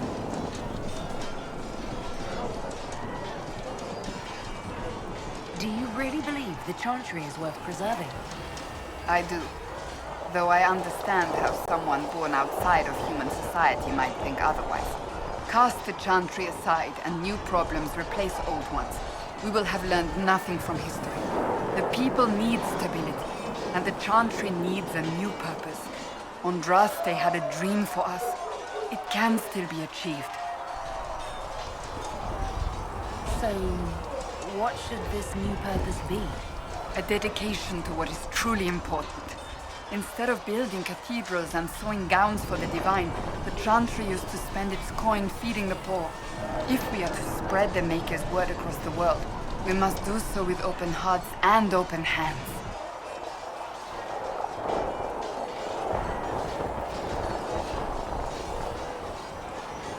That sounds rather idealistic of you. Does it? I do not think it's so unachievable. The Chantry has many good, honest people. They just need direction and inspiration.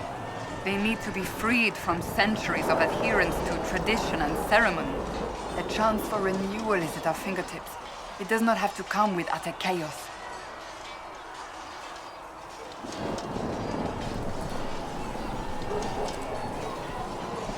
What influence does Chancellor Roderick really wield? He's a bureaucrat, responsible for communicating the Divine's will to the rest of the Chantry. Therefore, he's accustomed to the clerics hanging on his every word, hoping his influence will benefit them. Despite that, Roderick is not a bad man. He's frightened, and believes his place is to fill the gap left by Most Holy's death. Some might agree. As far down the chain of command as he is, there is no one left above.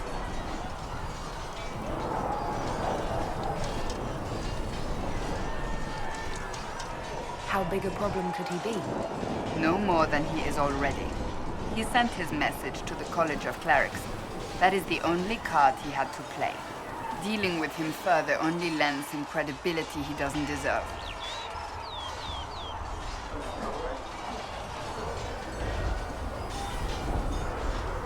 Will the Chantry replace Divine Justinian? They will try. Once the priests withdraw for the Grand Consensus, it is against Chantry law for them to emerge without naming a new Divine. Sometimes it takes days, or weeks, or even months. The problem now is that no clear successor to Justinia exists. All worthy clerics died with her to conclave.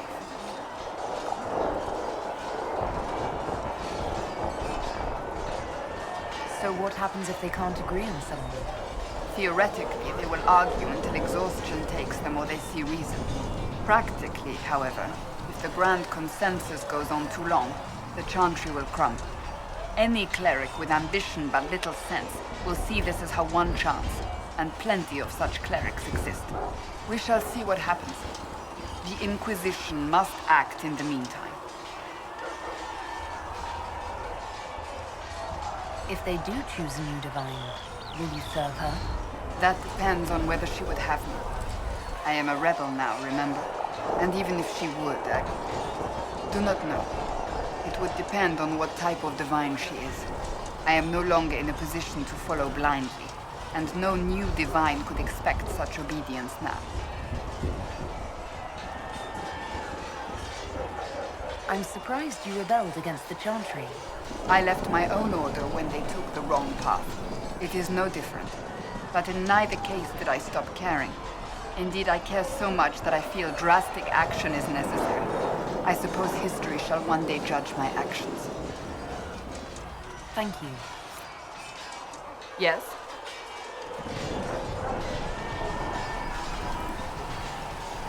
Can you tell me more about the Seekers? The Seekers of Truth were born from the original Inquisition long ago, when it united with the Chantry. Seekers stood above the Templars, watching over them but also investigating magical events they couldn't handle. We were meant to be incorruptible, above reproach. How seldom does reality match the ideal?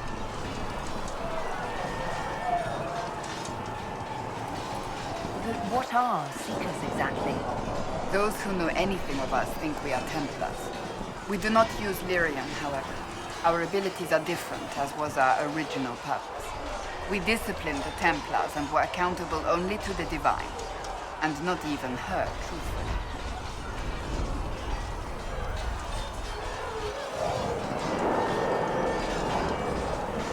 So the Seekers commanded the Templars?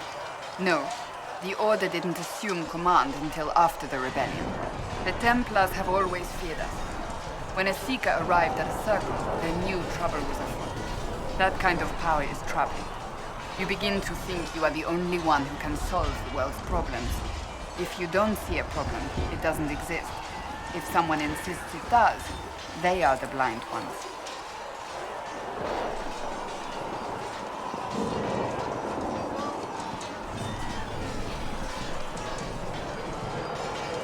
Do you think that kind of problem could ever be fixed? Possibly.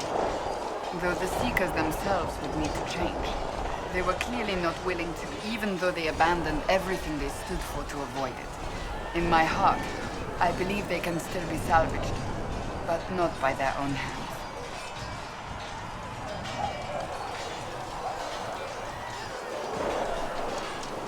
You mentioned that Seekers have different abilities than Templars. Entirely. A Templar's abilities come from lyrium and are designed to hunt mages. Ours come from ritual and many years of dedicated training.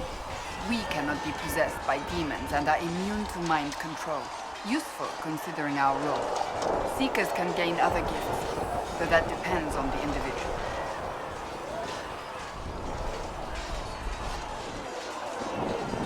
What kind of gifts do you have?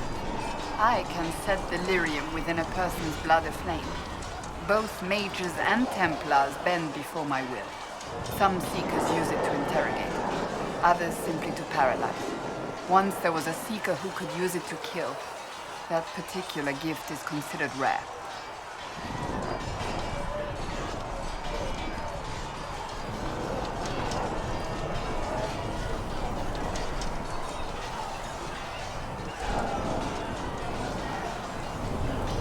Why did your order turn against the Chantry? We originally united with the Chantry through a treaty that stated they would keep mages under control. It was felt Most Holy had tacitly allowed the Circle of Magi to vote on its independence, thus breaking the treaty. The Seekers saw themselves as justified, and they led the Templars into a war of righteousness.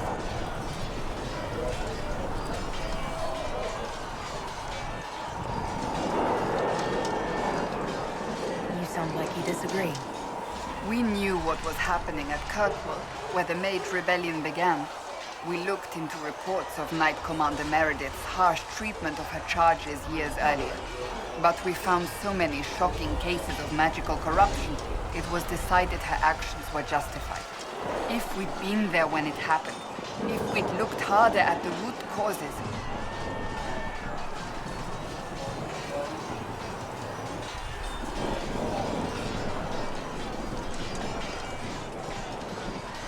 what happened couldn't be avoided. It started long ago. we weren't helpless. We had the power to act and chose not to. When faced with a problem, the Seekers would close ranks and crush it. We would find an answer, but only once we felt we weren't being coerced. The moment the mages voted for independence, our response was predictable.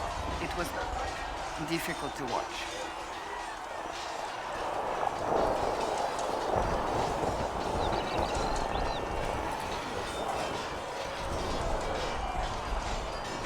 How does someone become a Seeker? Most Seekers begin training in their youth. I was much older, an exception due to my noble birth. We train rigorously for years. Our bodies and minds must be elastic to undergo the vigil, and most fail even then.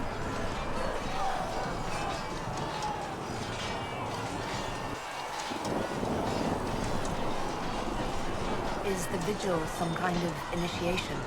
It is the rite every Seeker must go through in order to summon their gifts. A full year of fasting, prayer, and separation from all distractions, including other people. We empty ourselves of all emotion, focusing only on the purity of our devotion. And the moment it finally ends, it's wonderful. Faith realized. I cannot put it into words. Was it some kind of magic? I don't fully understand it, to be honest. If the vigil was not so arduous, I'd say more should attempt it. What if mages never needed to fear possession by demons? I'm told it is impossible, however. I suppose I'll never know the truth of it now.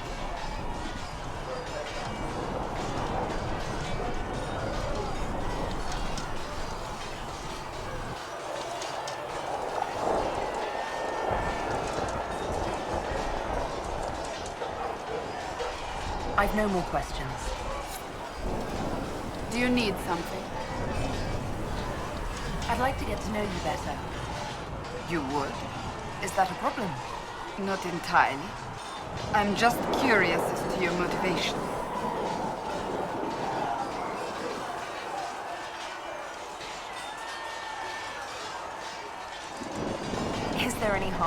coming a little closer? Plenty.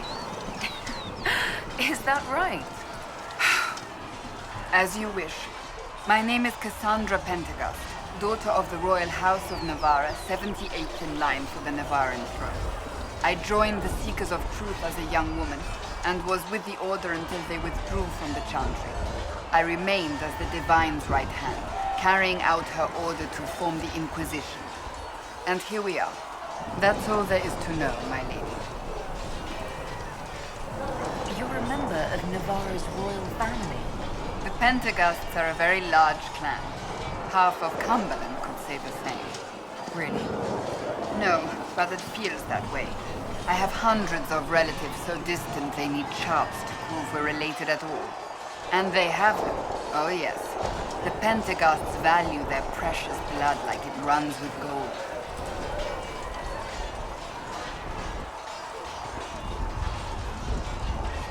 And you joined the Seekers to get away from them? It was a life worth getting away from. The Pentegasts are famed for dragon hunting, but few actually pursue the craft. Most are fat and lazy. They pay lip service to the Maker and care only for idle pleasures and past glories. My brother was all that kept me in Navarra. Once he was gone, so was I.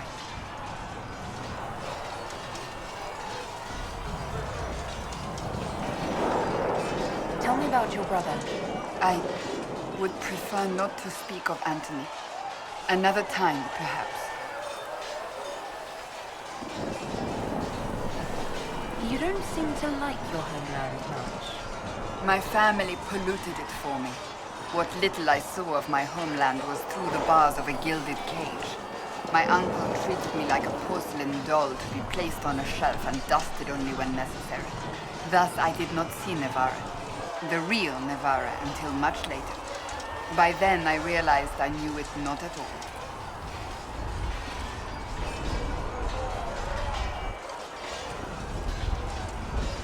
Your uncle?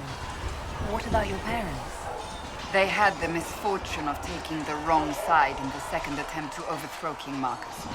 The king executed them, but spared my brother and I since we were family, and children at the time. Thus we were raised by my uncle, a mortalitasi who preferred the company of his corpses to the living.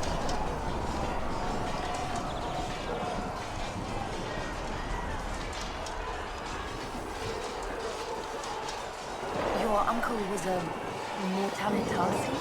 A death mage. He still is. My countrymen do not burn the dead. They bury them in special crypts. The mortalitasi supervise the crypts, like priests. Uncle Vestalis oversees the grand necropolis. Navarrans spend more time honoring dead relatives than they do with living ones. It is odd to be so fascinated with death and its trappings. I will never understand it. So you were the right hand to the Divine? To Divine Justinia, yes. And Divine Beatrix before her, in fact. The position is normally reserved for Templars of the Knights Divine, but my circumstances were unusual. Unusual how? You don't know the story? Thank the Maker. I will tell you if you wish, but it isn't as exciting as some drum it up to be. The short version is that I once saved the previous Divine's life. My reward was becoming her right hand. But what does a right hand do, exactly? What is your hand capable of? It gives, it takes, it beckons. It makes a fist. Liliana and I extended the Divine's reach beyond the Grand Cathedral. We went where she could not. After Beatrix, I was tired of the position and wanted to return to the Seekers. But Justinia convinced me to stay. Her vision for the future gave me hope.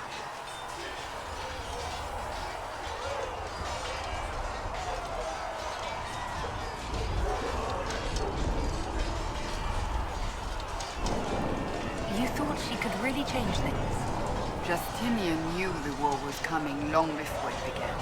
She tried to avert it, but the forces arrayed against her were too strong. Sometimes you have to break a bone so it can be reset.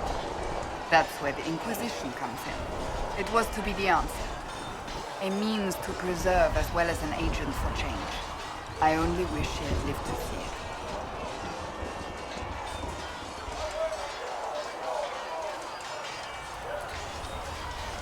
So, what's the story about you becoming the right hand?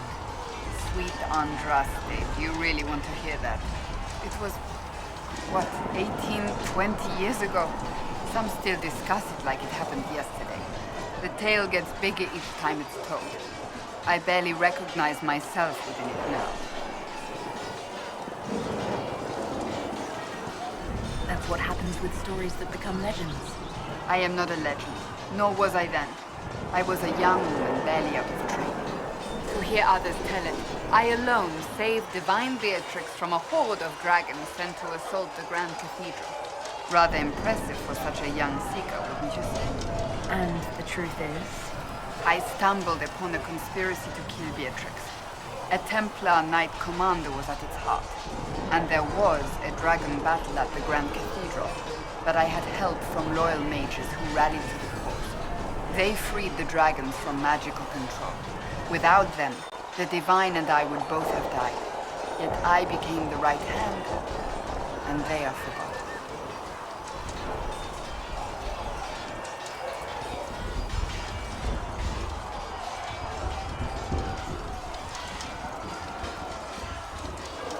What happened to the mages that helped you?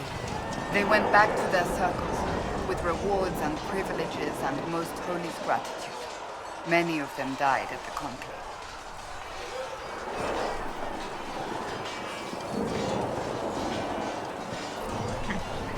You're delightful.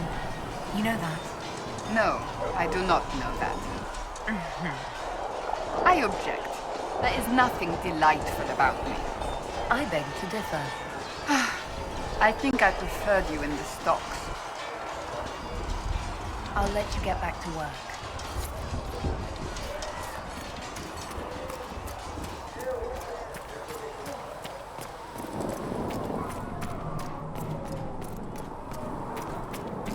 I spoke with Commander Cullen. I apologize. You said earlier. It's nothing. Now, Scarlet, what can you tell me of Redcliffe? The mages have been quiet since their attack on the Conclave. Their attack? Do you have information confirming that the mages were responsible? Well, I had assumed. Don't. Our job is to acquire actionable information. Assumptions can lead you to overlook something vital.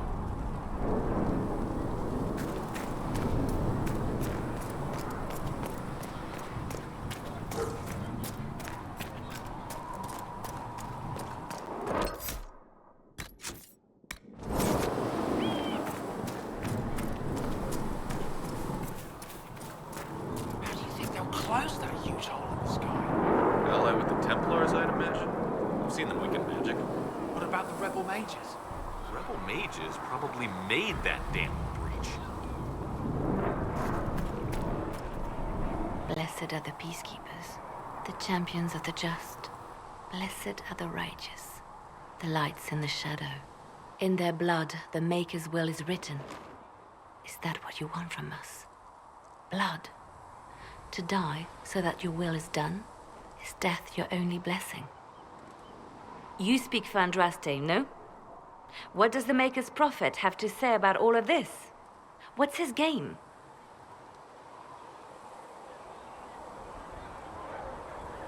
How is this a game? Do you see the sky?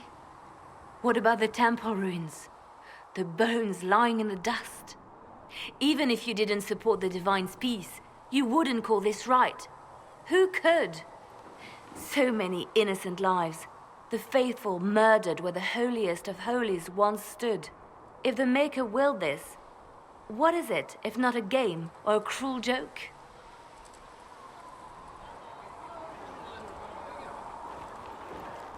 I speak for no one but myself, and I have no answers for you.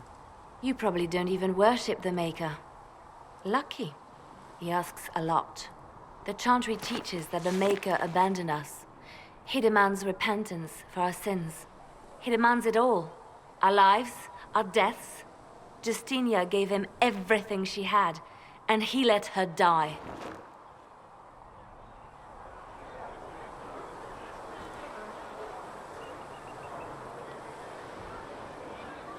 Maybe you should be angry at the people who murdered her.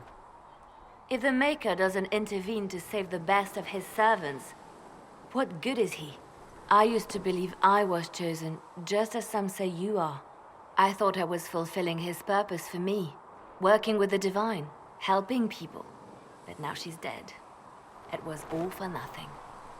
Serving the Maker meant nothing.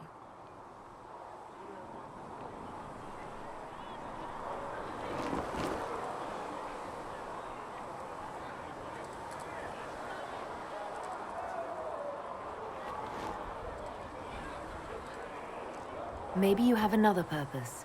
I could help you find it. No, this is my burden. I regret that I even let you see me like this. It was a moment of weakness. It won't happen again. Come. To work, then. We will speak later.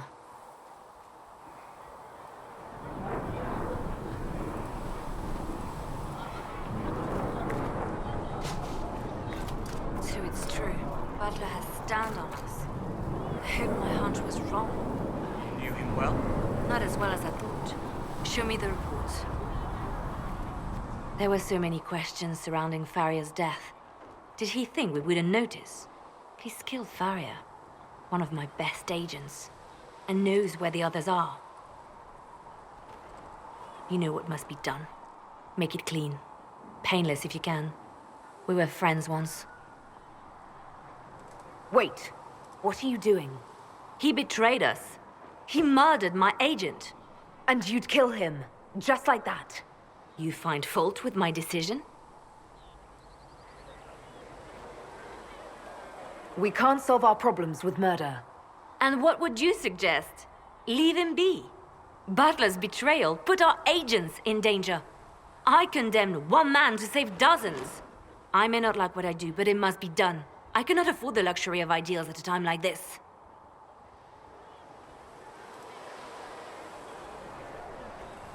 Now is precisely the time for ideals. You feel very strongly about this. Very well. I will think of another way to deal with this man. Apprehend Butler, but see that he lives. Now, if you're happy, I have more work to do. Reports of fade rifts and demons keep coming. The people are terrified, and it's only getting worse. The only thing that will calm their fears now is the hope that someone out there can save them. You have to be that someone. No one else has any power over the rifts. Seal them. Your legend will spread, and Thedas will learn to trust the Inquisition.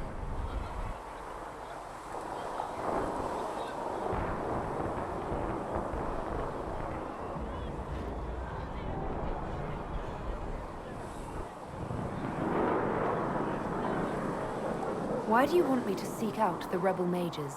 Why do you care? I've known mages. Some of them were better people than me. And yet I'm free and they're not. It's not right.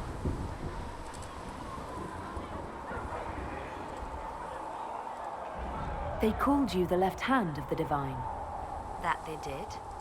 What of it?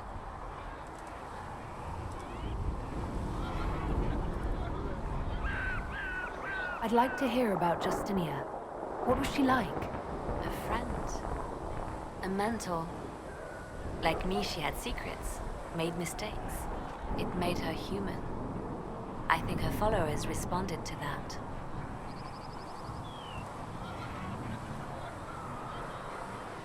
How did you and Justinia meet? I met her a long time ago, before she became divine. Before she was Justinia. When I met her, she was Mother Dorothea. I was at my lowest. Broken. Lost. And she saved me. No, wait. She hates it when I say that. I saved myself. She just showed me it was possible. We'll talk more later. Did you need something? They called you the left hand of the divine. That they did? What of it?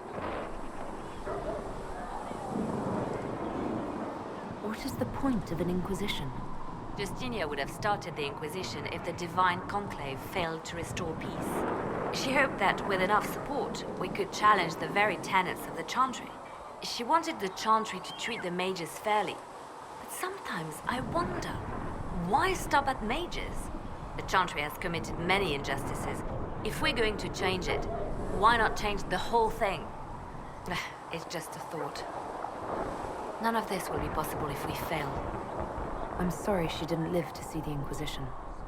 So am I. I could use the left hand of the Divine at my side out there. Every agent out in the world is my eyes, my ears, my blade. Wherever my people are, I am also. Coming with you, leaving my post, would blind and bound me. Do you see?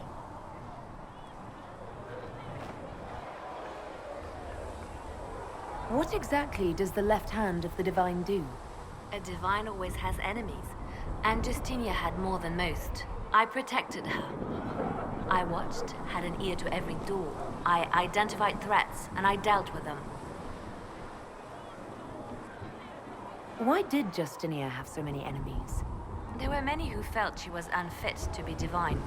She had a past, a worldly life. Unlike many, she wasn't given to the Chantry as a child. She chose it, and somehow that made her unworthy.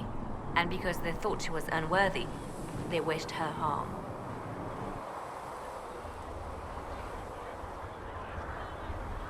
You still haven't told me what you did, exactly.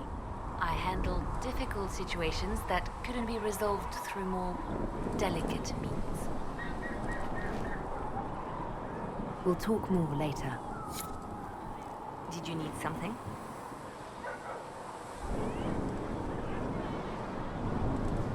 Let's talk about you. Me? Bards tell tales. I bet you tell some good ones. There are plenty of tales in the library. Perhaps you should look for them there. What did you do before you worked for the Divine? I was a bard, an Orlesian spy for many years. For a time I also served a small cloister in Lothering. After the Blight, the Divine called on me to oversee her personal network.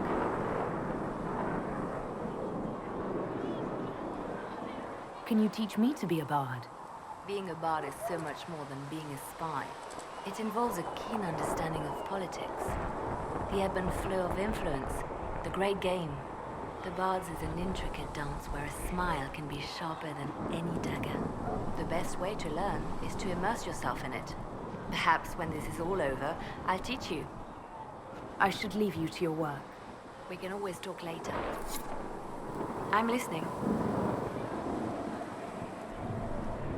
You seem to know a great many people. I have made friends, and on occasion enemies. It's unavoidable. You have a history with the Warden who entered the Blight, don't you? I count her among my closest friends. She's probably the only person I trust completely. I haven't heard from her in some time. She just disappeared. I try not to think about what might have happened. They say you spent some time in Lothering. Did you know the champion? We spoke a few times. I seldom left the Chantry, and we never became more than casual acquaintances. I saw more of the Hawk twins. Bethany in particular. She would spend time in meditation at the Chantry, and she seemed to like my stories. The other one, the young man, he was a little surly. I did encounter the champion again later in Kirkwall. Those were terrible times. Was this when the Chantry was destroyed? No, that happened later. But even then, the news coming out of Kirkwall was disheartening. There were some in Val Rayeau who wanted the Divine to declare an exalted march on Kirkwall. Justina sent me there to see if that could be avoided, to gather evidence to calm those agitating for war. I guess it didn't matter in the end. We can continue this conversation later. You know where I am.